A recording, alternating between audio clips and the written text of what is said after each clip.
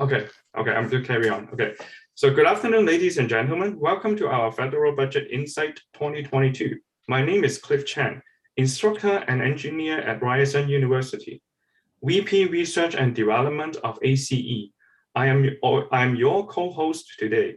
I will be joining my colleague Peter Ip, co-founder of Vagasi Media and VP Operation of ACE, to host today's webinar.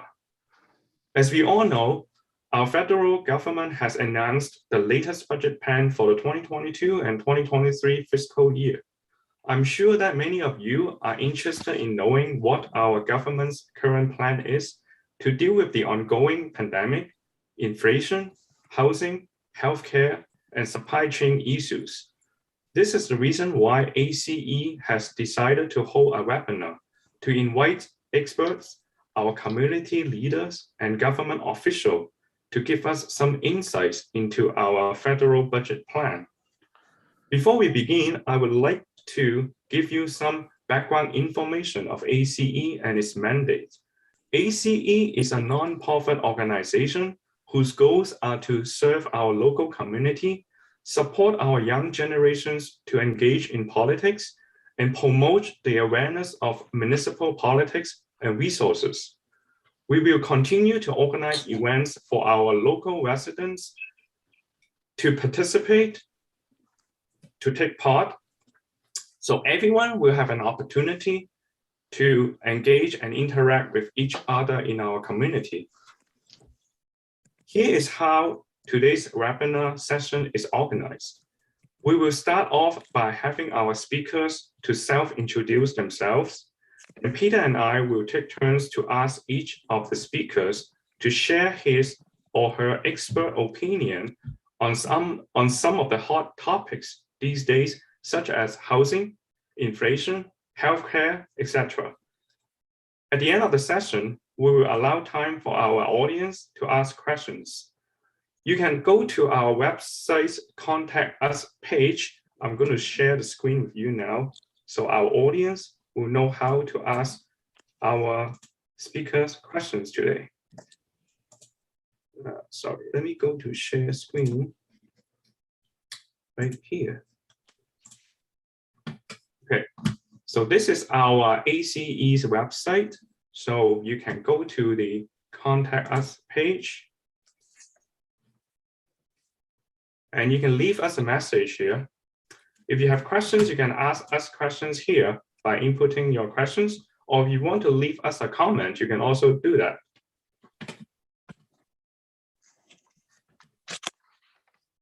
And lastly, before we end today's session, ACE will deliver a closing remark. Now, without further ado, let's introduce our speakers for today's webinar. And I'll pass my mic over to Peter. Thanks, Peter. Thank you, Cliff. Today, we're greatly honored to have some of the highly qualified and well-recognized individuals joining our speaker panel. We're pleased to welcome Ms. Lisa Patel, an entrepreneur, realtor, and former president of Toronto Regional Real Estate Board. Mr. Ben Lung, news critic and chartered accountant, vice president and past president of Markham Richmond Hill Vaughan Chinese Business Association. Dr. Anson Ho, assistant professor of Ted Rogers School of Business Management at Ryerson University, and Ms. Jean Yip, member of Parliament, Scarborough Agincourt, House of Commons of Canada. Ms. Jean Yip was born in Scarborough and raised in Agincourt and has deep roots in the community. Jean's parents immigrated to Canada, and she grew up in Agincourt, surrounded by their values of hard work, family, and compassion, values which she now instills in the three sons she raised with her late husband, Arnold Chan. After completing her degree at the University of Toronto, Jean pursued a career in insurance and underwriting, becoming a team leader in her field. Jean holds the Fellow Chartered Insurance Professional designation. Prior to becoming an MP, Jean has focused on her community and her family, stepping up to serve Scarborough Agincourt. She has taught Sunday school at her church for over 13 years and has been involved with the STEM Fellowship Board, which promotes programming capacity and policy writing and presentation among youth. In Parliament, Jean is the Vice Chair of the Standing Committee on Public Accounts and the Co-Chair of the Liberal Seniors Caucus. Jean is also a member of the Liberal Party's caucuses on immigration, Parliamentary Black Caucuses, Parliamentary Chinese Caucus, and mental health, as well as women's and Scarborough caucuses, where she brings attention to the issues facing the people of Scarborough Agincourt. Jean is a member of the Canada-China Legislative Association, NATO Parliamentary Association, as well as the Canada-Armenia, Canada-Philippines Parliamentary Friendship Group, Canada-Hellenic Republic Parliamentary Friendship Group, and the Commonwealth Parliamentary Association. Cliff, over to you. Thank you, Peter. So I'm going to start with Ms. Lisa Patel. Hi. So we have a few questions for you since you are the expert in the real estate industry. So may I ask you your expert opinion about, say, if I'm a 30-year-old guy, just graduated from university 8 years ago, not just graduated from university 8 years ago. Now, over the past 8 years, my salary has increased by 20%, but the real estate market has gone up by 100%, and the savings that I have for down payment is becoming less and less significant. So is there any plan from the government that you can think of that can help a first-time buyer to get the first house? Thank you so much, Cliff. And first off, it's an honor and privilege to join you today. Thank you. And I must say, like, that is the question of probably every buyer or potential buyer out there that's looking at this real estate market and wondering what's happening and how are they ever going to get in.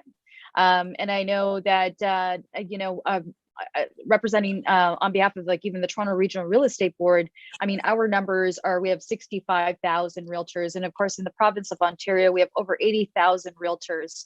And this is probably one of the most frustrating points that we all advocate for, because more than anything, we want to see people fulfill that dream of home ownership.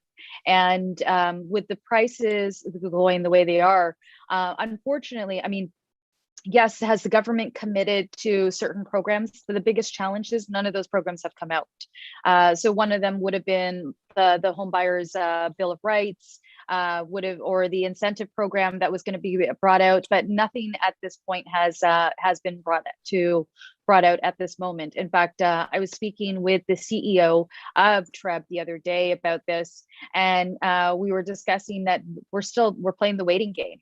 Right now, we're waiting to hear back from the government on how this is going to be implemented, and of course, getting ready to educate the industry as well. Unfortunately, there's been nothing at this moment. The only things that we have in place are still the RRSP programs, and I think that the government really needs to look at this in a different perspective, like reinvent the incentive program in a bigger way. I mean, RSPs was great once, if we go back 20 years ago, but it's not curtailed to our marketplace today. And even today's market, if we think about it, the biggest challenge that we have is a supply issue, right? I mean, there's a bigger issue, but beyond the supply issue, but right now the biggest challenge is we don't have enough inventory to support the demand, and even having immigration closed and what we've seen over the course of the last 2 years, we're still running into this challenge. And so we really need an optimized program that really addresses the housing prices of the future, because pricing isn't going to change. We're still going to continue to see this, and in fact, we're going to see a year where it's possible even less that comes onto the marketplace, making it even more challenging for individuals like the 30-year-old buyer that wants to get in. The good thing is there is other options like the equity programs, where if they could possibly join other people and build and purchase something. That is another alternative. But ultimately, I think that we from across the province have to come together and say, okay, what are we really going to do to address this? And I know I can tell you, I've spoken to different political leaders in with respect to the housing market. So I'm hoping that we can actually sit down at some point and be able to really look at, what is this right now, and what is this going to be in the course of the next 3, 4, 5, and 10 years, and how are we going to help individuals actually obtain that dream of home ownership. I see. Thank you. And then I'll move on to the second question for you.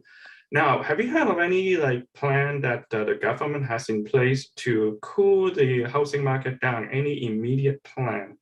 Because I know, I think a couple of years ago, more than a couple of years ago, I think they have introduced a program to try to limit the foreign investors to invest our local real estate. They increase the tax on it, so try to cool down the market that way. Have you heard of any other methods, any other tools that the government have in place? Well, that's still on the table. I mean, they've tried so many things even in the course of the last 2 years of this pandemic. I mean, they were talking about even adding an extra tax onto property taxes, right? Anything over the $2 million mark. But reality is, a lot of the GTA is sitting over the $2 million mark, so it didn't make sense. So at least, I mean, I know Trump was a big advocate in fighting against that, so that has gone down. But in terms of other things, I mean, one of the incentives that they have stated is that they have made a promise to put in more housing. Right. So we're kind of, everything related to housing right now today is kind of on this waiting game right now is the best way said. So we've heard all of these election promises as well. And of course, we've got the provincial and municipal election ahead of us. So this is a great time. We've had the feds already explain to us that there's more housing coming. So we're waiting to see that. And now that we're going into a provincial and municipal election, it is going to be very interesting to see what those powers say in terms of the housing market and the promises that are going to be made. So I would say to people, stay tuned, because there's more to come. But if you do have the opportunity to get in the market, do get in the market, because it is going to be a challenge, especially with interest rates rising. So the hope is that interest rates rise, that it will also turn away some. But the challenge to that is, if we think about our first-time buyer population, then we restrict them even more. And this isn't just a GTA issue. This is an all of Ontario issue, and then and all of Canada issue. It even goes beyond us. But the reality is, interest rates climbing will only have a small effect, because those that have the autonomy to buy will still buy. So I know that's also to help inflation. So there's still too many variables and factors out there. And at this moment, I would just say we're in the waiting game to see what else comes down the pipeline. Right. So what is your current projection of this year's real estate market price? So I think everyone here wants to know. Well, so I will say, last year's prediction, Trump originally predicted that there would be 110,000 transactions, right? And the economic forecast is actually going to be released in 2 weeks. So if you guys are interested, please let me know, and I'd be happy to connect you as well. For that venue that's going to be releasing what the projections are. But I can say that, knowing that we're in a marketplace where we still have a lot of people that say, well, I love where I live, number one, or number two, that ultimately, if I was to move, there's nowhere to go. Or if I move, it would be a lateral move. So we're in this pool where it's kind of like you've got a pool of people just stuck, because there's nowhere to move to. And then you also have a whole set of fresh buyers, and then others that would like to come into the marketplace but can't get in. Ultimately, in terms of transaction wise, will we probably still get 100,000 transactions? It is definitely possible. It's just going to, I think that's inevitable. The bigger challenge is those that are considering moving should really look at should consider it sooner than later, and ultimately make that projection, make sure that it's right for them, because that will also help. But I think the other project that municipalities are working on right now is the one that we released last year, and that was doing the additional housing. So whether it be basement apartments, whether it would be what's also moving ahead that will add to inventory is going to be laneways. So all of those projects are still to come. The biggest challenge is we just don't have anything right now. And even if we talk about new construction, well, think about it. So we go into right now, those segments are getting, if there's 1,000 spots, they're getting 2,000 applications right now. And think about it, once those are built, years have already passed, those are already bought in. So where are we putting, over the years, the additional people that have moved into the country and trying to find a home. So we really have to look at this on a bigger scale. But ultimately, I think that there's quite a few different types of incentives at the moment. But I think there's still a lot more to come and still a lot more work to do in this sector. I see. Okay, that's great. Thank you very much for your expert opinion, Lisa Patel. So let's hear from another expert. He's a chartered accountant, and he is Ben Lam. So I'm going to ask you, Ben.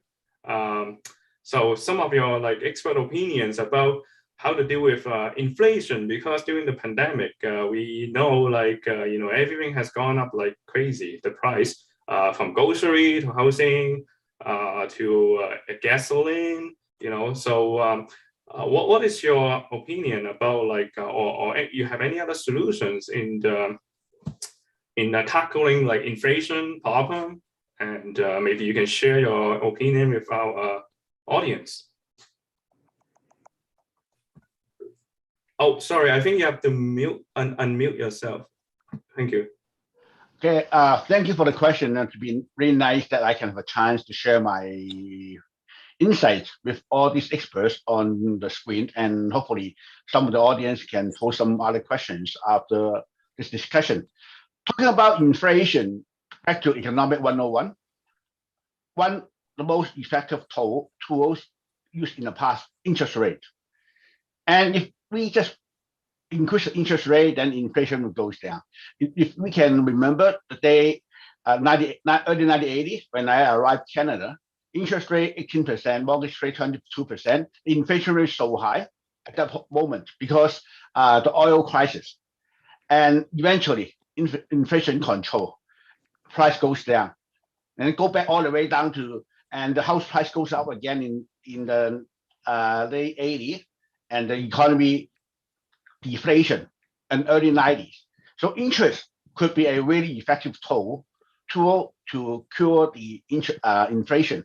And just US is going to have the interest rate goes up maybe as early as next week. And for Canada, Bank of Canada think we should have the interest rate go up by around 1.5% to catch the pre-pandemic level. So at least let people don't think the money comes that easy, and don't let the average consumer believe that interest rate will go up soon, so we should buy now, lock the interest. So there's many ways that we can use the ancient classic way to deal with the inflation. But too bad, too sad this time, our inflation is making it more complicated. And because of the supply chain, because the easy money policy during the pandemic, we have a lot of money flood into the economy, but not on a even base to every sector, and only to certain sectors like the grocery. People, the big corporation like Walmart, Loblaw, they make huge bucks. Amazon, they make tons of money. But a lot of small business, the software industry, they are not talking about inflation. They don't even have money to buy bread on the table. So the economy more polarized right now. So just to do inflation, use general tool, interest rate, I don't think it worked very well this time, because the lockdown up and down has a lot of impact and nightmare for business people to do long-term investment. And so if interest rate goes up, people stop buy new equipment, because we're all under the new normal to face the new world for the recovery of the after pandemic. So if the interest rate suddenly goes up at this point of time, a lot of business will not have the incentive or motivator to buy new equipment, to buy new resources, to generate more activities. And inflation, in some other hands, also our federal government may not really like to do too much to control inflation, even though we were heard that the inflation was so severe in the past 30 years. And our opposition party keeps saying that our budget get improved, the deficit get lower because of inflation. The sales tax helping the federal government, helping our budget to reduce the deficit, because sales tax goes up due to not economic activities, due to price index goes up. So all depends on how sincere our federal government and the provincial government at this point of time really want to control the inflation. And the supply chain is also a big issue, because the supply chain, the logistic issue, caused our goods supply below average, our inventory all below. The inventory below is due to not only supply chains, because a lot of business people at this point of time, they have no confidence to get new goods in their warehouse, because they never know and what's going on. But lately, because everybody have the booster already, I believe when our vision for the future economy all in place, the confidence come back, and merchant will order more goods, and then the bottleneck for the logistics and also for the supply chain will get easy. Take maybe 6 to 12 months. So inflation will be lower, and interest rate goes up. Everybody anticipate it should be done even in March or April. It will go up. By the end of the year, should be another at least 1.5 to 2% goes up.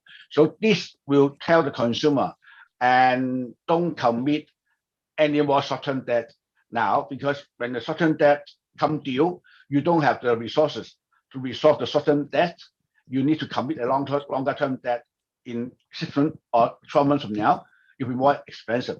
So people will not crazy to buy, and the inflation could able to have a little bit control force on it.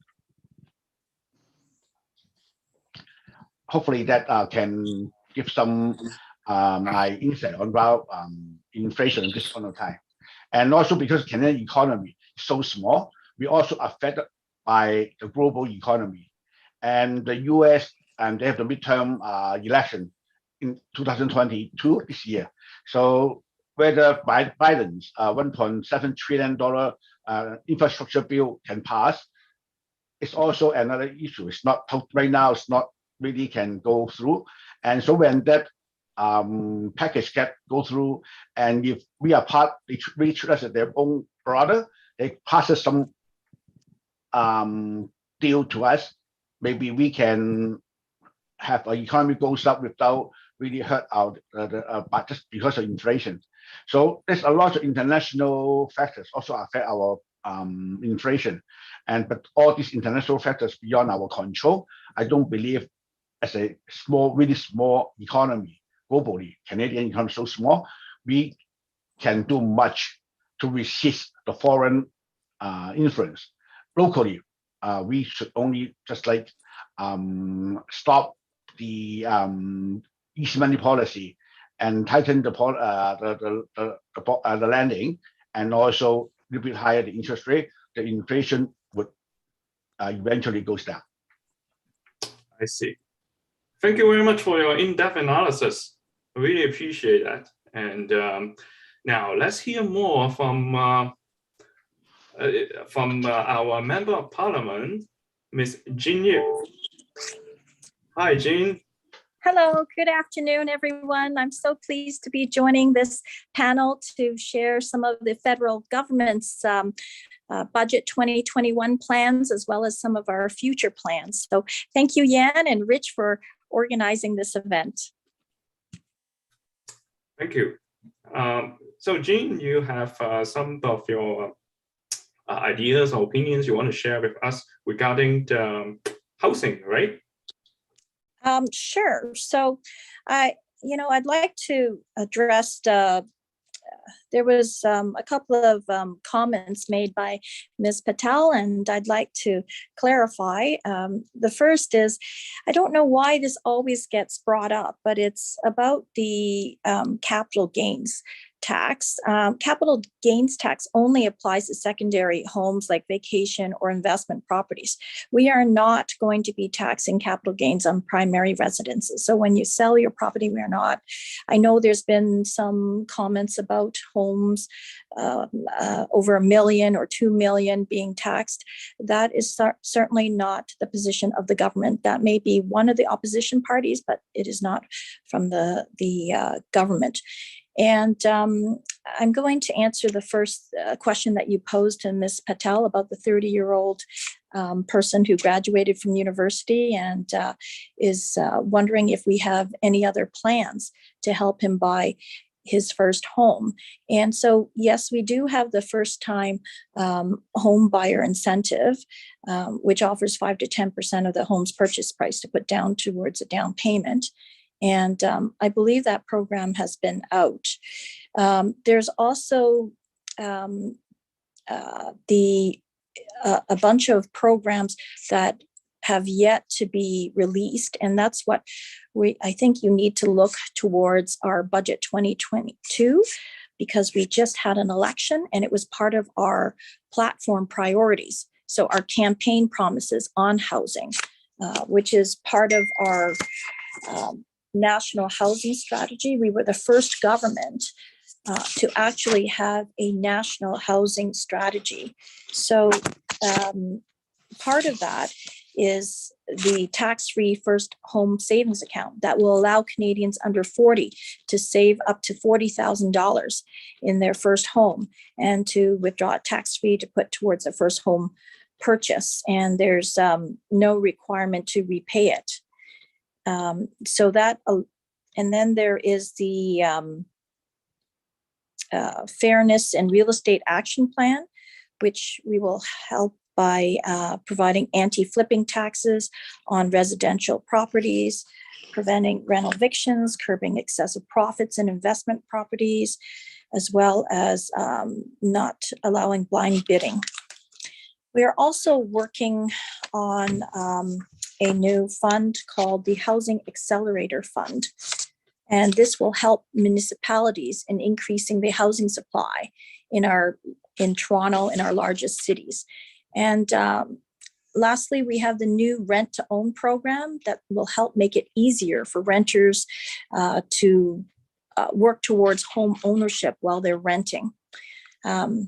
So there's a few things with that. The landlord has to commit to charging a renter lower than market rate to help Canadians build up for a savings for down payment. And the landlord must commit to an ownership within 5 years or less.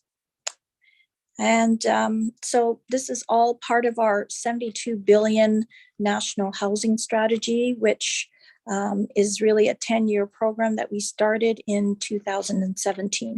So I know that there's a lot of frustration out there, but we're committed to hearing what everybody has to say and really putting our actions or our promises into action. So I would say stay tuned to the spring budget, which is coming up very soon. Okay, thank you. Thank you very much, Jean. And I'm going to pass the mic to Peter now. So Peter. Thank you, Cliff. Okay, so next up, I have a few questions for Dr. Anson Ho. So the first question I have for you is, I have a case where there's a 40-year-old single mother working in a supermarket in Markham with basically living by the minimum wage. She actually cannot find any 2-bedroom rental unit in Markham less than $2,000 per month. Do you think there's any affordable rental house plan in Markham provided by the federal government that can help her out? Well, as Lisa just said, today the market is a supply issue, that we have limited housing supply, and affordable housing is difficult to come by. It's not going to solve overnight or even maybe in the next year. But what we know from the budget is that federal government has set aside $2.5 billion for affordable housing, and in which about $1.5 billion is on rapid housing initiative to build affordable housing. And the federal government also said we allocate about $1.3 billion to affordable housing. In your case, single mother living on minimum wage, there are other things that can help her. For example, the federal budget in 2021 set aside $300 million on Canada housing benefits. And also, I want to add that in the budget, the $2.5 billion on affordable housing, at least 25% of that is towards women focus. That may help the lady in your case. But as we have been talking about all the time, there's no quick fix. It may take a long time. And we also touch the issues about helping buyers and all this. But we also should keep in mind that anything helping buyers may end up beating up the price and making it still very unaffordable. So this is kind of what we call equilibrium or loop back effect to the market that I think the government should consider. I'm glad that the lady in my case would see a bit of hope coming in the upcoming budget. Thanks for that. And the second question I have for you is child benefits. Now, it is at the forefront of many Canadians' list of budgets, obviously. The current child benefits structure undermines the cost of supporting older children who require medical treatment or special education, especially during the pandemic, in which parents have to find alternatives to give care for them, as schools are basically closed.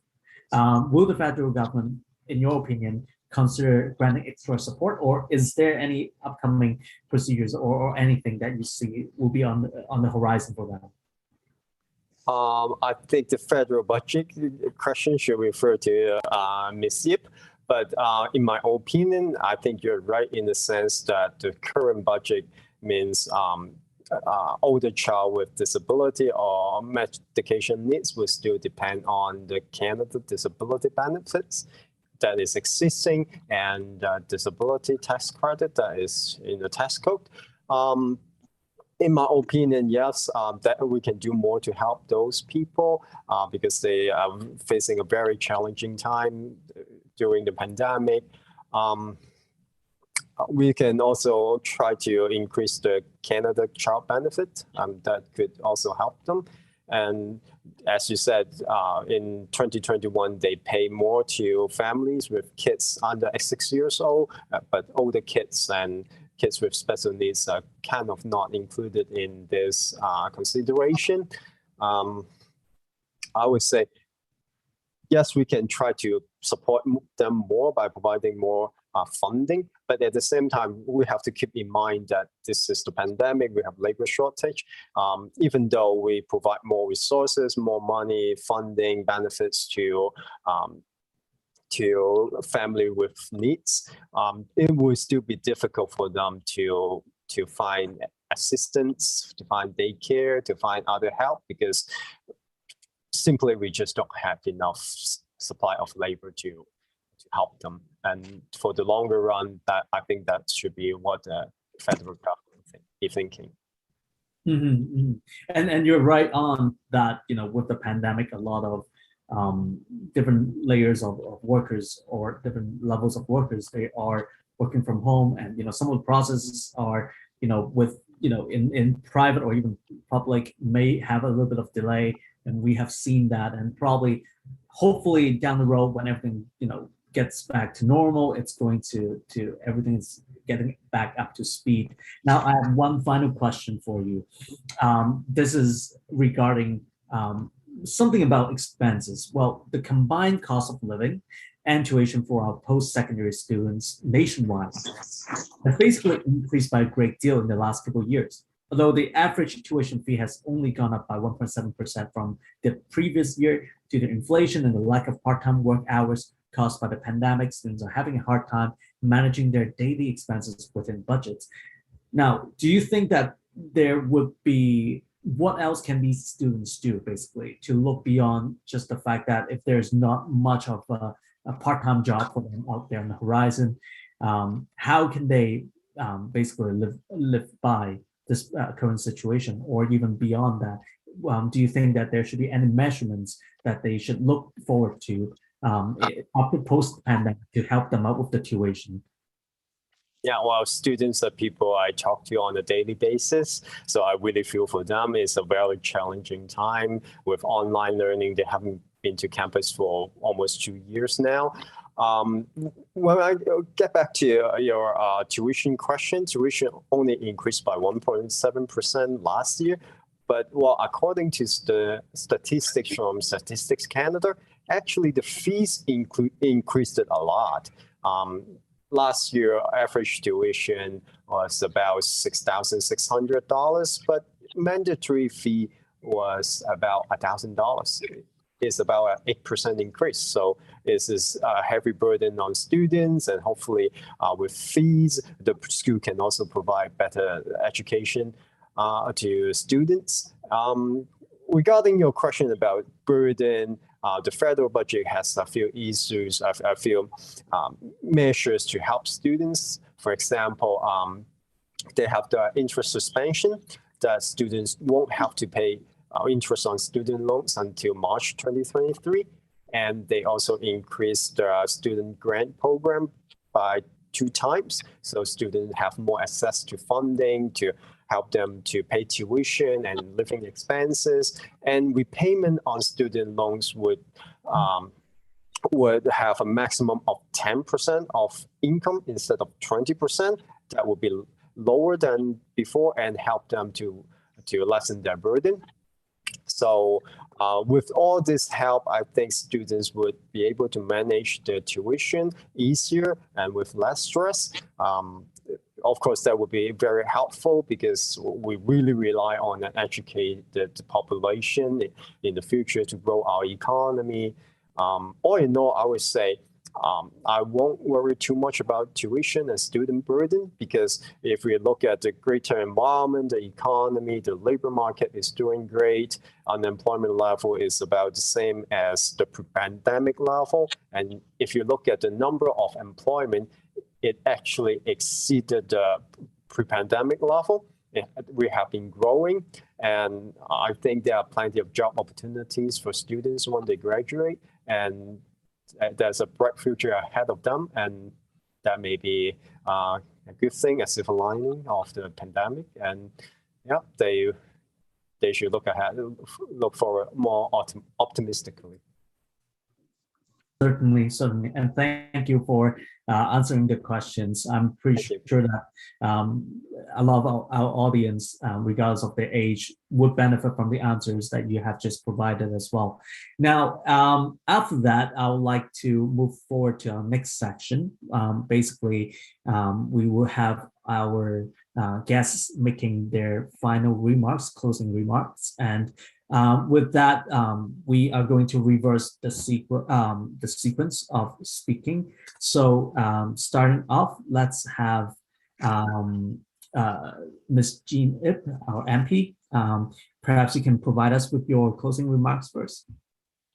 I don't know if I really have closing remarks. Rather, I'd just like to expand on some of the things that your other speakers have spoken about. And I have to commend the previous speaker before me. He certainly does know his federal government benefits.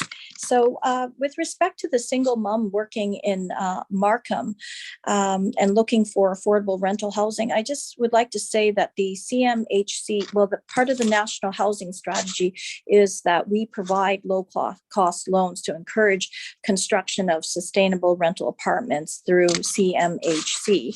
And we also have conversion of empty office space on our platform, in that there's a lot of empty office spaces in downtown that could be converted into more affordable housing. And she should also look at cooperative housing. There are, I have 4 federal co-op housing units, well, places in my riding. And I know in other parts of Scarborough, there's like 19. So it is an affordable way to get into the different type of housing market. So in terms of what we're doing for families during this pandemic, I really want to encourage parents and relatives caring for children to look into the Canada Recovering Caregiving Benefit, which provides $500 a week to caregivers who are unable to work because they have to care for their kid, their child under 12 years old, or a family member who needs supervised care. And this also applies if their school, regular program, or facility is closed or unavailable due to COVID. And also because if they are sick or self-isolating, etc. The child disability benefit is a tax-free monthly payment made to families who care for a child under 18. So there is that. And last year we did provide up to $1,200 in support for children under 6 through the Canada Child Benefit. And before that, we also had a $500 amount for families specifically for COVID. So I wish I could comment more for students, but I think I've probably used up more than my time of speaking right now. All I can say is if you would like to know more about federal benefits, go to canada.ca or feel free to join me on my monthly coffee chats where I go further and talk more about federal government programs. And you can find that out on my social media. Thank you. Thank you, Ms. Jean Yip. Thank you for your remarks. And I think everyone would probably take note about the hope that we're going to get in the upcoming budget. And thank you for that. So next up, we will have Mr. Ben Leung. More closing remarks, please. Okay, I'd like to echo some of the issues that the other speaker have been talking about. Like Professor Ho talk about students are worried about they worry about the future. Actually, I believe hopefully that our education system under the federal and provincial policy should do a better matching of the job market need and the student they're going to train. And in Ontario right now, we start up over 300,000 qualified workers to fill the positions. But this bundle of people comes out, say they can't find a job, they're earning minimum pay. But why some people could not able to learn before they step the feet into any education? They should know what is the future career.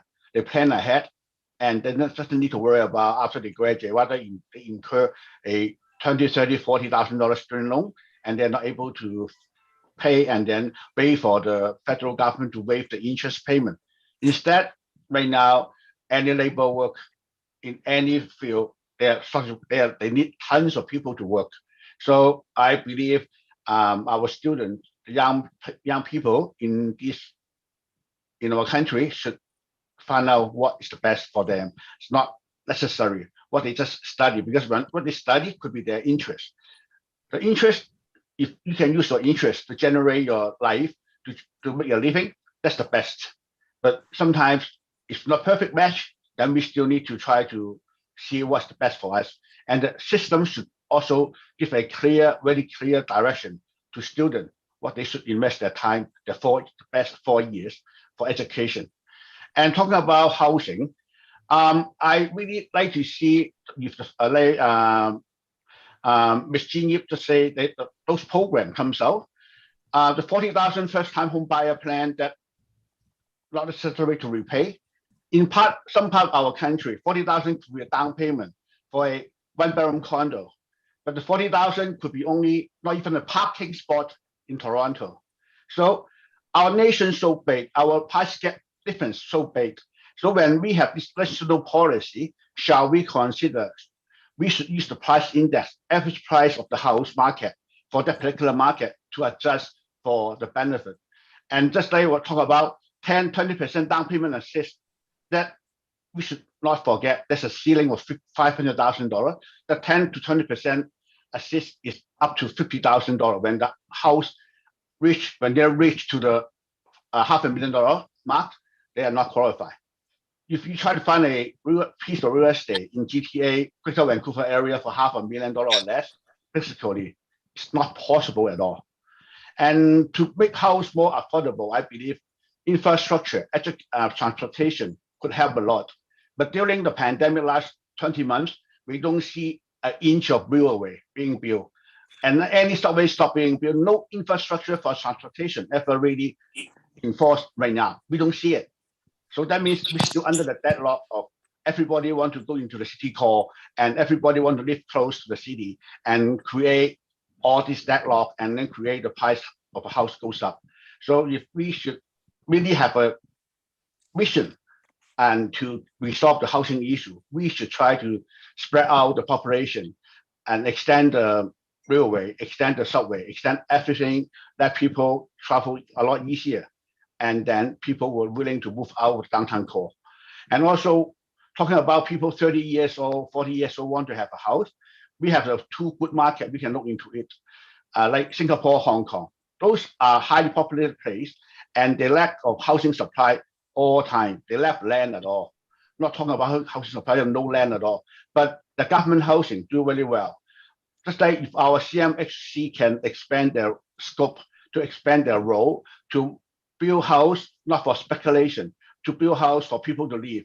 If they want to speculate, they can only speculate the house, sell their property certain years after, or they can only sell back to CMHC.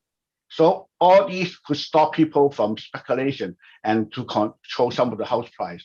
And also the pressure test for the people to get mortgage, basically they don't help at all.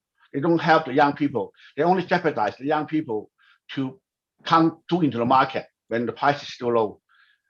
A lot of speculators from over the world, they doesn't need to look at the stress test. They don't need to see how much income they have. They can buy in cash. So if all the poor guys in our country need to go through the stress test before we can buy, we miss all the chance already. So this kind of policy sometimes help, but sometimes killing as well. So I hopefully that in different part of our country, we have different policy. We cannot have one policy look after from the Pacific coast to the Atlantic coast. I think that's for our housing, we should be more flexible and have something that really target that particular region. And talking about in the our budget coming up in maybe March or April, and I hope we have more consultation of Parliament and listen to the Canadian what they really want and before they finalize it. Thank you. Thank you, Mr. Ben Leung. Thank you for your remarks. Next, I would like to invite Ms. Lisa Patel for your closing remarks. First off, I just really want to say thank you once again for being here, but for the work that ACE is doing. You know, I think about growing up and just to anyone from Scarborough, I grew up in Scarborough as well. So of course, I think it's amazing that the work that you're doing for community, for generations. And I wish that this was around in my era, but it wasn't. Maybe I would have been smarter about investing, but that's a look back. So those are words to keep in mind for anybody listening. So if you have the opportunity to invest and you're a young person, do it. Don't wait till later on to do it. But I think Ben touched on so many wonderful points, and he really gave of a synopsis of watching this industry change over the years. I've been in this industry for over 13, and I can tell you year after year, we've always seen the first-time buyer pool be challenged with different programs that have been put in place. So it's great that we have a government that is concerned for individuals to to get in them on the housing market. But I also urge you, if you are looking at those programs, not everybody will qualify. So make sure that you qualify first, look at your qualifications, look at your options, whether it be the buyer incentive pool, whether it be doing group equity options, getting co-signers if you're looking to get into the marketplace. And also we're like to see more about the home buyer bill of rights. But I'd also love to see more to be done for for all Canadians. Like ultimately, you know, we've changed the gap on self-employment, and that's one area that's going to be hit really hard that's already been hit really hard through this pandemic and is going to continue to be. And so that's one area that I'd really wish that we would put some attention to. And it will be interesting to see the promises with respect to more housing being brought out and what that looks like. So I would say to anybody listening, please stay tuned. And once again, thank you so much for having me. Thank you very much, Ms. Lisa Patel. Last but not least, Dr. Anson Ho would like for you to give out the closing remarks before we move into the next segment. Well, again, while we are in the pandemic, although we are hopefully going out of this, and we have a multi-stage return later this month and next, and but still we have a supply chain problem right now, and inflation is quite high, and the Bank of Canada is under pressure to increase their interest rate, which may happen later this year as people predict. That would make the stress test more difficult to pass for potential buyers and housing, and of course interest costs for mortgage will increase, and so housing is still a big issue right here. I would say with elevated housing debt in Canadian households, the federal government should also consider more about supply issue, because anything helping demand helping people buy may just stimulate demand and stimulate price even more. And there can be multiple measures to discourage housing investment, people buying second properties, investment properties, or like capital gain or tax or vacancy tax or other things. But also we have to keep in mind that taxing capital is generally not a good idea in the long run, because that may just reduce housing supply, housing construction, when people don't see high enough return and they don't invest in housing. That would also mean less rental property available in the market for people to rent. Definitely. Thank you very much for your remarks. Now I'll pass it on to Cliff. Cliff? Thanks, Peter. Can you hear me? Yep. Okay, good. Sorry. All right. Thank you. Thank you, speakers, for your informative and comprehensive insights into the federal budget plan. I'm sure our audience will find your information and analysis very useful to them. Now, perhaps some of our audience have questions that would like us to direct them to you. Let me see. Let me check. Okay, let me check from our website. Cliff, can I just if you don't mind, if I can just say something while you're checking to see any responses that come in. One of the other elements that I forgot to mention or touch on was that would be really important to create is the different types of housing. With an aging population, which I mentioned earlier, it would be, and we have a population that don't have anywhere to move to, it would be great to see more types of housing brought into the marketplace. And that would also help a lot of this as well.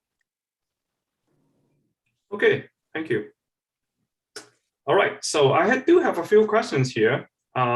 First question I have is from an audience. She would like to know, this question, I think she preferred the answer from Ms. Jinyu. Since she's the member of parliament, she knows very well of our governments and policies. So she's asking, like, the Liberal Party introduced the Home Buyers Bill of Rights during last election. And she would like to know what is the process now, and will it be taken into effect anytime soon? Well, thank you very much for your question. And let me tell you what the Home Buyers Bill of Rights actually is. It's to ensure that the process of buying a home is fair, open, and transparent. It's going to include banned blind bidding, which prevents bidders from knowing the bids of other prospective buyers. There's also going to be an establishment of a legal right to a home inspection to make sure that buyers have peace of mind that their investment is sound. I already talked about total transparency, but in this case, it's with respect to the history of recent house sale prices on title searches, and also requiring real estate agents to disclose to all participations in a transaction when they are involved in both sides of a potential sale. And we're also going to be moving forward with a publicly accessible beneficial ownership registry and ensuring that banks and lenders offer mortgage deferrals for up to 6 months in the event of a job loss or other major life event, and requiring mortgage lenders act in your best interest so that you are, I guess, apprised of all the choices at your disposal, including such incentives like the first-time home buyer. So this is something we campaigned on. So I would expect to see something about this in our budget. We need funding in order to provide all these different programs. And so I would look for the spring 2022 budget. We also have to work with provincial regulators to work with some of these, because not everything is on the federal level. So that's my answer there. And I just also want to mention that we will be having a national housing summit coming up in the near future, and that will include stakeholders. We want to hear from the public. So I think that it will be very useful, and it will be similar to what we've just seen with the provincial government, how they had stakeholders and the municipal government. And one last thing, in terms of the accelerator fund, I talked about how that helps give funds to the municipal governments. So things like what Ms. Patel, and by the way, I'm so glad that she's from Scarborough, and she's absolutely right in looking and wanting more options for housing. Things like granny flats, that still has to go through legislation in Toronto, but it's funding like that through our accelerator fund that we hope to increase the different options. And I will say that through that fund, some new modular housing was provided to the city in 2020 and 2021, 250 units. So it's very quick to build and to provide housing to those who are vulnerable. That's great. Your answer has covered the full spectrum. Like, yeah. Well, I had to squeeze in a few other things, and I would like to talk about inflation too, but I understand that there are other questions for other participants. Right. So, so please go ahead. Impressive. So I'm sure she will be glad to hear you, with all these in-depth analysis and the detailed information. Very good. Thank you. So I have one question here for Mr. Ben now regarding a small business. Like during the pandemic, can you think of anything that could help the small business owners to save tax or have some sort of a tax credits that they can apply for? Actually, for a lot of small business today, they are not talking about tax. They're talking about cash flow to survive. So that's why pleased to see the federal government during the pandemic, they do really generous to offer all this program without really go further to verify the eligibility to apply. So some really honest business people, they get money to like blood, keep them survive, keep them alive. For those small business, they would like to really to face the new normal, they should really think about how to change the way, the format they handle the business. And from service industry to manufacturing, from manufacturing to purely service, from hotel to funeral home, all kinds of services. You should really think about in the past 20 months, what should we face? How to deal with the changes?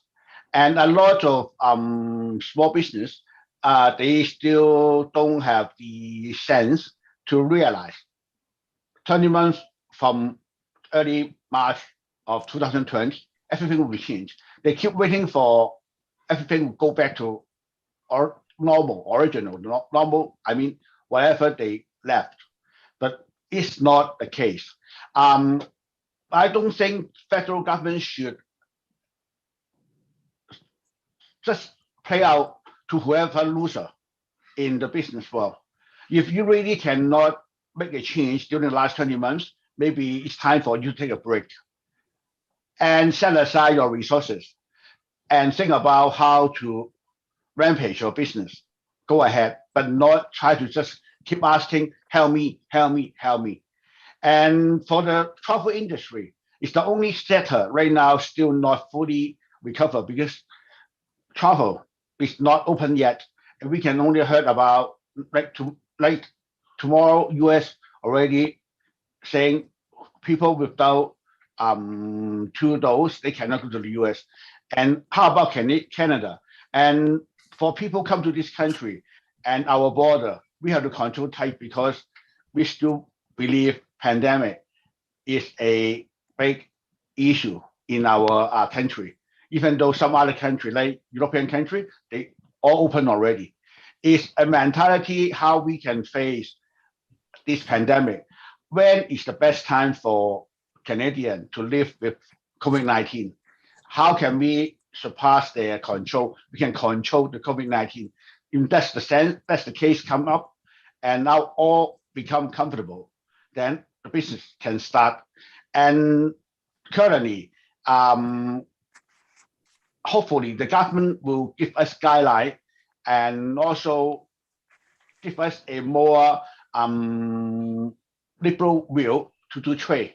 Trade can benefit everybody.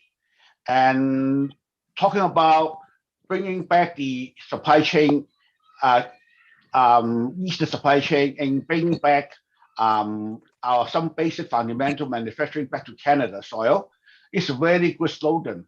But hopefully that our government will be the first one to buy made in Canada. They don't need to say buy made in Canada, but in action. I heard that some small business, they make their masks, they make their PPE in Canada. But even our 2-level, 3-level government, when they purchase, they still don't buy whatever they make in this country because they're too expensive. They're more expensive than the import. But that's very discouraging. So for small business, this kind of discouraging is even worse than limiting the subsidies to our business. So hopefully our government could have, as a leader, to buy made in Canada, regardless, maybe their mask a bit more expensive. So this will give a positive signal to Canadian business, all the small business, to build made in Canada plant to resolve the supply chain issue. That's very helpful. Thank you. Thank you, Ben. Yeah, I would like to see more Canadian manufacturers too. And we can make everything like maybe not everything, but most of the stuff in-house, and that would be great. And I really like how you try to give the business owners tips about, you know what, before you ask for help, maybe you should reevaluate your current situation first, right? You cannot just keep asking the government for help, but you have to try to help yourself first. So this is true. This is a very useful tip. And thank you very much for your opinions. And let me see. Can I just say that I am so proud that in my writing, there's a couple of companies that produce, PPE for everybody, as well as the federal government has procured some of their items. So we do support Canadian businesses, and I believe I heard there was something like 45%. We're trying to support our own, and that includes vaccine manufacturing. We actually was able to build up new something within 10 months, which is normally takes 2 years in Quebec. I would like to mention that Scott, well, our CFO, is actually a manufacturer of PPE for the local community. So thank you, Scott. Oh, yeah, great. Yeah, great. That's what I want to mention too. Okay, so yeah, so we do have local manufacturers here that are very capable of manufacturing high quality stuff to our citizens. So yeah, and here I have another question. This question is for. Let me just rephrase it a little bit. Okay, so this question is for Mr. Lisa Patel. It's about you have mentioned something about the RRSP program for the first time home buyer, and also an equity program that they can use to buy their first house. Can you just elaborate a bit on these two programs? Yeah, so there's a couple of developers out there right now, and actually a good close friend of mine and past president, who've also established a buyer incentive where you're buying in with a group of people. So it's basically a program that allows you, and you're basically pooling in money together and owning a share of a property. So I should really call it more of an equity share than anything else. But that's one option of getting into the marketplace. And I know that a lot of people have either invested in it. So there is a couple of developments in the city in which you can do that program.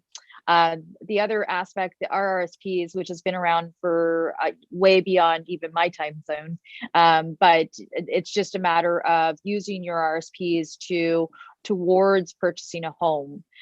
So both of those, so the share equity program is a much newer program, probably been out the last, I would say 3 to 4 years, whereas the RSPs has been around for many years. And what I would highly say is, speak to either a mortgage broker or personal banker. They could take you through the entirety of the program, but you would still need, any amount of RSPs could be applied, but you would want to make sure that you have a good amount of RSPs to use it towards purchasing a home. The other option too, if for those that do qualify but are limited in terms of budget, it's looking more at the other areas within Ontario to consider home ownership. Yeah, thank you. Okay, thank you very much. Let me see if I have. Let me just check again.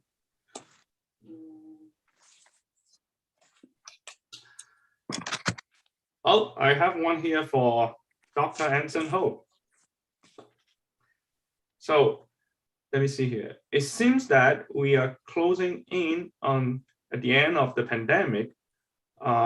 What do you think that the government should do as the priorities for the following? Interest rate, from the interest rates perspective, housing, and social welfare programs. Okay, so I would like to clarify that interest rate is under the control of the Bank of Canada.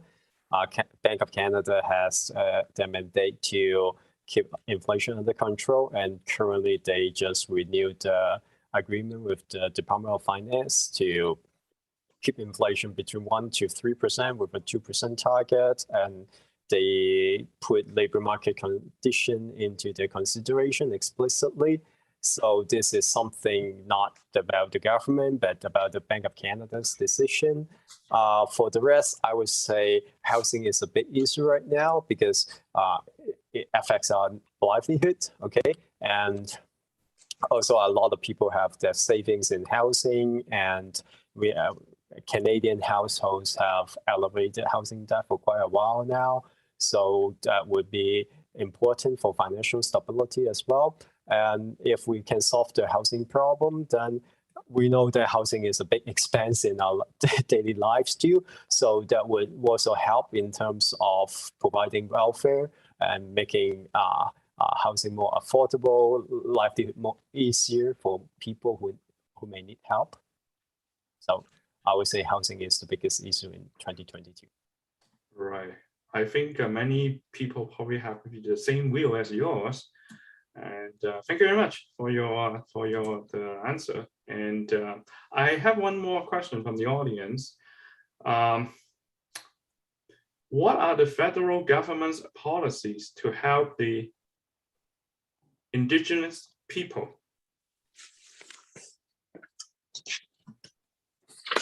And perhaps Ms. Jinyu, would you be able to help our audience? Sure. It's this year has been a lot with the residential schools issues and with continuing issues for our Indigenous communities. Since our election in 2015, our government has made the reconciliation with Indigenous peoples a priority, including the implementation of the calls to action from the Truth and Reconciliation Commission's final report. So on January 4th of this year, we reached an agreement in principle for $20 billion in compensation for First Nations children on reserve and in the Yukon who were removed from their homes between April 1st, 1991 and March 31st of 2021 for their parents and caregivers. And another $20 billion over 5 years for long-term reform of the First Nations Child and Family Service Program to ensure that the discrimination that was found by the Canadian Human Rights Tribunal never repeats itself. And we've also lifted 126 long-term water advisories and have a plan to remove the remaining 37 in effect for 29 communities. We actually have a whole chapter in our 2021 budget devoted to the Indigenous communities. So whether you're youth, seniors, the missing women and girls issue, it's all covered in there. I just to pivot from that, I would like to just mention that we have extended the Canada Emergency Business Account from having repayment by December of this year to December of next year, 2023, because we recognize that different communities were locked down longer than others. For example, in Ontario, we've effectively had 3 lockdowns, and the recent situation right now is it's not quite a full lockdown, but it's a quasi lockdown, let's say. So I think that will really help those. Hopefully they can regain enough revenue to be able to qualify for the $10,000 or up to $20,000 loan forgiveness. And I just want to say one last thing. Affordability for Canadians is important to our government. And I believe that Anson was right in saying that housing should be a priority. But I would also add that childcare should also be considered, because what parents pay out in terms of childcare in the GTA is very expensive. It's anywhere from, if you go to the outer suburbs, it's like $1,100. If you go towards downtown or midtown, even parts of Scarborough, it's $2,000 a month, a child. So I think it is absolutely imperative that Ontario, we are the only province that has not joined and signed the child care agreements. So if we can do that, then we can reduce up to 50% in the first year, saving parents up to $10,000 just in the first year alone. And also over 5 years, create 250,000 childcare spaces, which we really need in order to help our families afford affordable childcare. And of course, the $10 a day, which everybody knows. And can I squeeze in one last point? Because I'm trying to answer everybody else's comments. I just want to say that I'm so pleased to remark that our trade surplus has widened for a 6th straight month in November. So I think that's total exports have increased 3.8%, while imports rose 2.4%. And most of these exports are with chemicals, plastics, and rubber products. So I think that's really good. And I wanted to pass on that information.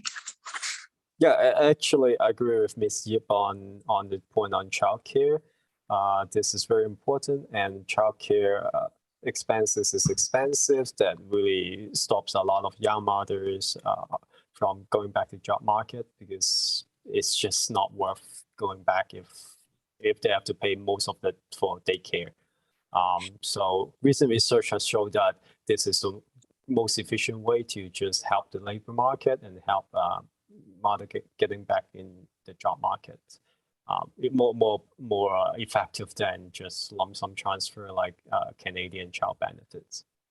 Yeah, because if you just give lump sum, you're not creating childcare spaces and also jobs in that sector. And we also are proposing to support the training and development of childcare workers, because our children are so precious to us. We want the best type of education and support to be given to them. And by the way, I'm one of those mothers who had to stay at home because it was too expensive to afford childcare for all three of my kids. Yeah, I have a problem too, because daycare sometimes are closed because they just don't have enough workers during the pandemic, and supply issue. Well, thank you, Jean and Anson. I'm sure like many young parents, like we do have 3 young fathers here, like Yan, Rich, and Peter. They all have like young kids at home. So I think this is something that they will be paying attention to. I hope that the childcare in the future will be more affordable for the general public. And this is something that's very important. I agree. Actually, Jean, I would like to share with you on look after the children. And I really agree with you. It's not daycare is expensive. It's you provide the best for your 3 sons. I can see your 3 sons under you and the former your late husbands to look after. They are biggest young gentlemen. So do I. I have my wife stay home. She's a CA. She's a chief accountant for Central College.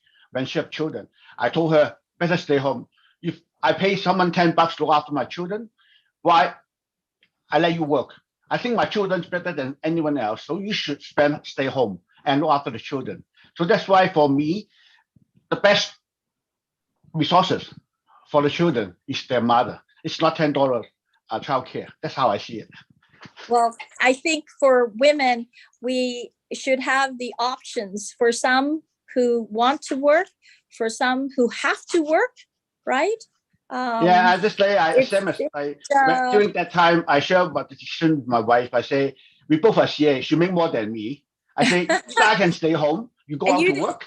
I stay home, or you stay home. I go out to work. It doesn't matter. But I think we should not look after send our children to somebody pay minimum pay to after our own children. So that's why it's our decision. Well, it's good that we live in a democracy and we all have choice. Yes. Yeah, I agree with Ms. Yip that mothers should not be pressured by economic conditions to stay home. That should be a choice. And I think this is not $10 regulation. The federal government sponsors it, if I understand this right. So it's not like we are pressing those important early childhood educators to receive really little wage to teach younger children. It's like more federal sponsorship. So yeah, and I agree really women should have a choice, and if they make a decision to stay home, that's a rational choice, that what they think is the best choice, that I totally respect that, but they shouldn't be asked to stay home just for economic reasons. Right, thank you very much, all your speakers here, to give us a very informative session here. And I think I don't have any more questions from the audience. Now, before we move to the next session, which is our ACE's closing remark, I would like to have a group photo. So can anyone here, like, Yan or Rich, could you, so capture the screen and, when we are all ready. Oh, okay. Sure, So while yeah. you're doing that, I Good just want to screenshot. share one fun fact, okay? Sure. Fewer businesses went bankrupt last year than 2019 before the pandemic. In fact, there are now an additional 6,000 active businesses in Canada compared to before the pandemic. So I hope that this leaves us on a good note before our photo op. This is absolutely great news. Very good. And plus, we fulfilled Right. that campaign commitment of over $1 million, over 1 million jobs done. Wow, that's great. Thank you. All right, so we're going to take a screenshot. So look your best at the camera in a few seconds, everybody. All right, another one. All right, I took 2 screenshots. Thank you so much. Thank you. So, Peter? Thank you, Cliff. And I want to thank all of our speakers today for joining us, Ms. Lisa Patel, Mr. Ben Leong, Dr. Anson Ho, and Ms. Jean Yip. And last but not least, our audience for participating. So big hands for them. I hope everyone enjoys today's webinar and have gained valuable knowledge from our speakers. ACE will continue to organize events and seminars to allow our local residents to participate. We're planning to host seminars at least once a month, so to keep you informed of the latest trends and developing stories in our community. So please visit our website, www.aceontario.org, to check out our upcoming events regularly. On behalf of ACE, thank you very much for your support. Have a wonderful Sunday evening. Thanks for having me. Thank you. And thanks for Thank you all. you. Thank you, our guest. Thank you. Bye. It's a wonderful initiative. Thank you. Wonderful. Thank you. Thank you. Bye-bye. Bye. Bye-bye.